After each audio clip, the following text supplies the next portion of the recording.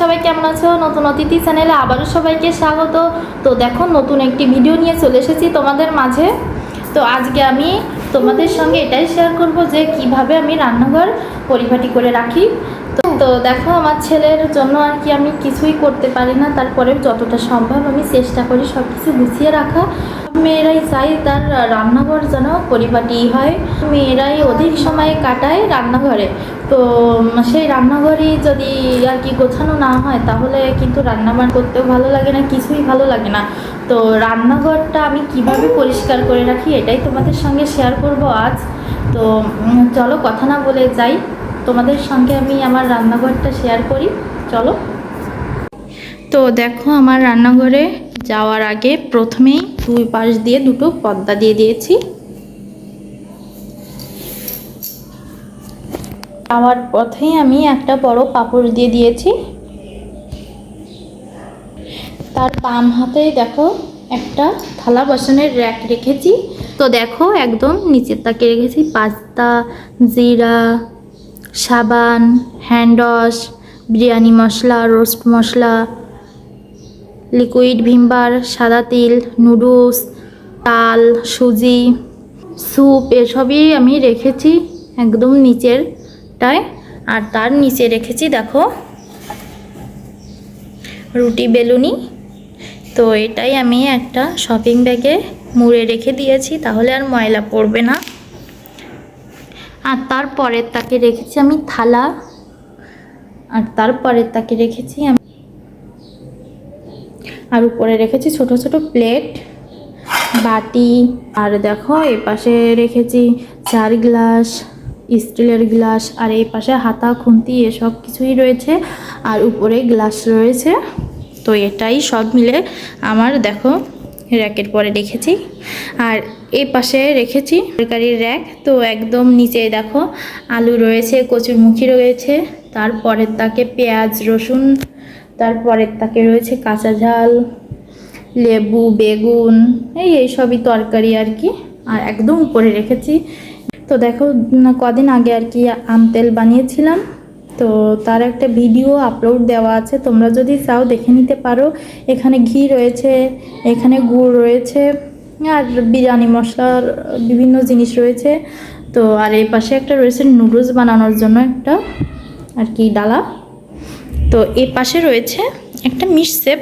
তো একদম উপরে রেখেছি আমি মুড়ি, তেজপাতা, ডাল, চিনি এসবই আর কি। আর নিচেরটায় রয়েছে করে প্লেট আর কাচের বাটি, আর করে কয়েকটা গ্লাস, 4 কাপ, আর তার নিচে রয়েছে এখানে কাচের গ্লাস, চায়ের কাপ। আর এ পাশে রয়েছে মণি, যেহেতু বাইরের দুধ খায় সেজন্য মিশ্রি, তাল মিশ্রি রয়েছে। আর এ পাশে দেখো লবণ রয়েছে। আর মিক্সচাপের ভেতরেও অনেক কিছু আছে, যাবতীয় আমাদের মাসিক বাজার আছে। আর দেখো এ পাশে রয়েছে মশলাপাতির একটা ডালা। তো দেখো এখানে 8টা কৌটা রয়েছে, তো 8টা কৌটায় আমি 8 প্রকারের মশলাপাতি রেখেছি। আর এখানে রয়েছে হলুদ, শুকনা মরিচ গুঁড়া, আর এখানে দেখো চা রয়েছে, আর সরিষার তেল, আমরা যেহেতু সরিষার তেল খাই সেজন্য। আর এখানে দেখো একটা কড়াই রয়েছে ননস্টিকের। তো আমি সবসময় এটাই রান্না করি না, আমি আর কি মিলেমিশেই রান্না করি।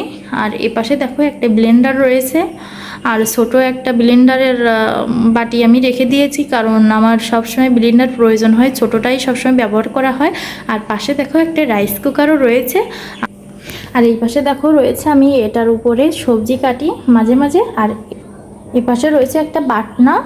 তো এ পাশে দেখো জলের লাইন দেওয়া আছে। আর এই পাশে আমি লিকুইড ভিমবারটা রেখে দিয়েছি। আমি এখানেই আমি বাসন পরিষ্কার করি।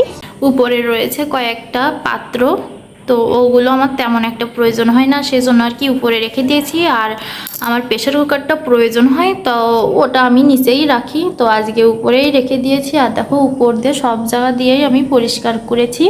তো আমি নিয়মিতই পরিষ্কার করি, এজন্য মেলা একটা ময়লা হয় না। আর একদম নিচে রেখেছি দেখো কলসি রেখেছি, কলসির উপরে একটা রাইস কুকারের বাটি রেখেছি। আর এ পাশে মণি দুধ খায়, এজন্য আর কি মণির যাবতীয় দুধ বানানোর জন্য উপকরণগুলো রয়েছে ডালার ভেতরে। আর এ পাশে জল রয়েছে, আর সরিষার তেল সয়াবিন তেল দুটোই রয়েছে। আর পাশে রয়েছে কড়াই, তো আমি কড়াইতেও রান্না করি এর জন্য। আর পাশে রয়েছে গ্যাস, আর এ পাশে ময়লার একটা বালতি, আর উপরে রয়েছে একটা কুলা। তো ওই কুলার উপরেই আমি তরকারি কাটাকুটি করি।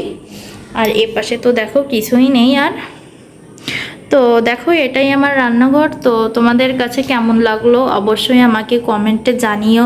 যদি ভালো লাগে লাইক কমেন্ট শেয়ার করতে ভুলো না। আর অবশ্যই সাবস্ক্রাইব করে দিও, আসলে একটা ভিডিও করতেও অনেক কষ্ট হয়।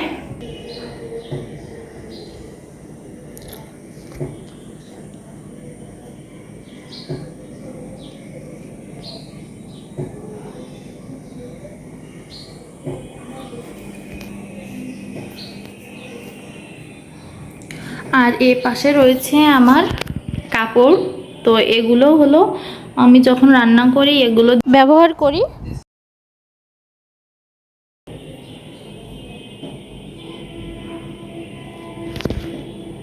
তো আজকে এই পর্যন্তই, সবাই ভালো থেকো, বাই।